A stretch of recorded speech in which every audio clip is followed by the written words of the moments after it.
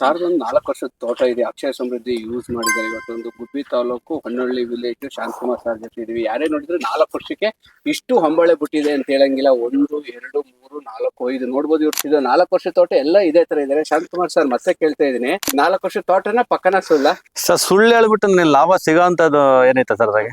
ಎಲ್ಲದ್ರಲ್ಲೂ 4 ವರ್ಷ ಪ್ರತಿಯೊಂದ್ರಲ್ಲೂ ಹೊಂಬಾಳೆ ಮಾಡಿದೆ. ಕಮರ್ಷಿಯಲ್ 4 ವರ್ಷ ಪ್ರಾಪರ್ ಆಗಿ ಒಂದು ಫಾರ್ಮಿಂಗ್ ಮಾಡಿದ್ರೆ ಕಮರ್ಷಿಯಲ್ ಕ್ರಾಪ್ ಬರುತ್ತೆ ಅಲ್ವಾ ಸರ್? ಎಲ್ಲ 8 ವರ್ಷಕ್ಕೆ ಸ್ಟಾರ್ಟ್ ಆಗೋದು ಅಂತ ನಿಮ್ ನೋಡಿ 4 ವರ್ಷಕ್ಕೆ ಫುಲ್ ಕಮರ್ಷಿಯಲ್ ತೋಟ. ಸರ್ 4 ವರ್ಷಕ್ಕೆ ಅಂದ್ರೆ ಸರ್ ನಾವು ಆತರ ನಿಗಾ ಮಾಡಿದೀವಿ ಸರ್. ಈಗ ನಮ್ಗೆ ಬೇಸಿಕ್ ಫೌಂಡೇಶನ್ ತೋಟ ಇರೋದ್ರಿಂದ ನಾವು ಶ್ರಮ ಆಲ್ದಷ್ಟು ಪೂರ್ತಿ ಶ್ರಮ ಇದಕ್ಕೆ ಹಾಕಿ ನಮ್ಮ ತಂದೆಯವ್ರು ಫುಲ್ ಶ್ರಮ ಇದೆ ಸರ್ ಇದರಲ್ಲಿ ಸರ್. ನಮ್ಮ ತಂದೆಯವರು ತಂದೆಯವರು ಸರ್ ಒಂದು ಎಷ್ಟು ಈ ತರ 4 ವರ್ಷಕ್ಕೆ ಎಲ್ಲ ಇದೇ ತರ ಇದೆ. ಎಷ್ಟು ಮರಗಳು ಕೂರ್ಸಿದ್ರೆ ಎಷ್ಟು ಎಕರೆ ತೋಟ ಇದೆ ನಿಮ್ದು? ಸರ್ ಇದು 1.5 ಮೇಲೆ ಐತೆ ತೋಟ ಇದು ಸರ್. ಎಲ್ಲ ಆಲ್ದಷ್ಟು ಈಗ ನಮ್ಗೆ 50% ಅಲ್ಲೇ ಇದೈತೆ ಸರ್, ಕ್ರಾಪ್ ಐತೆ ಸರ್. 50% ಕ್ರಾಪ್ 50% ಕ್ರಾಪ್ ಇದೆ. ಹೌದು ಸರ್. 50 ಎಷ್ಟು ಎಕ್ಸ್ಪೆಕ್ಟೇಷನ್ ಅಲ್ಲಿ ಇದ್ದೀರಾ ಸರ್? ನಾವು ಈ ಸಲ ಒಂದು 6 ರಿಂದ 7 ಕ್ವಿಂಟಲ್ ಬೀಳ್ಬೋದು ಅನ್ಕೊಂಡಿದೀವಿ ಸರ್.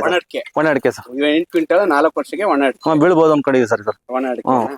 ಅದೇ ರೀತಿ ನಮ್ದು ಅಕ್ಷಯ ಸಮೃದ್ಧಿ ಗೊಬ್ಬರ ಯೂಸ್ ಮಾಡಿದ್ರೆ ಅದ್ರ ಬಗ್ಗೆ ಫೀಡ್ಬ್ಯಾಕ್ ಅದು ಹಾಕಿದ್ರೆ ನಿಮ್ಗೆ ಏನೆಲ್ಲ ಒಂದ್ ಸ್ವಲ್ಪ ಚೇಂಜಸ್ ಬಂತು? ಒಂಥರ ಹೊಂಬಾಳೆಗಳು ಜಾಸ್ತಿ ಹೊಡೆದಿದೆ.